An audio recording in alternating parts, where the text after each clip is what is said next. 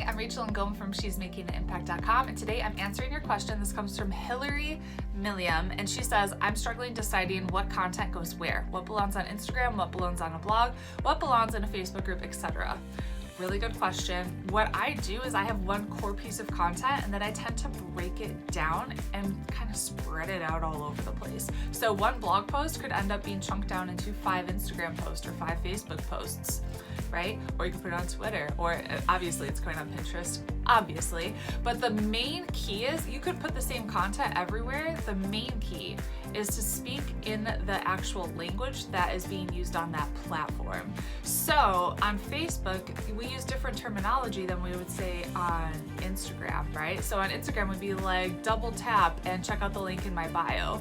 You wouldn't say that on Facebook because you don't have a specific link in bio and you don't double tap, right? So just be aware of the language that's being spoken on each platform. If you're new to different social media platforms, just hang out there for a while, see what people are actually saying, the different terminology that they use.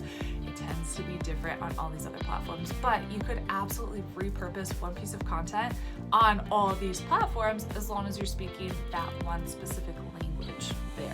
I hope that helps. Make sure to check out my free Pinterest masterclass. I'm going to teach you how to get more leads and sales for free using Pinterest. Just go to freepinterestclass.com and I'll see you later.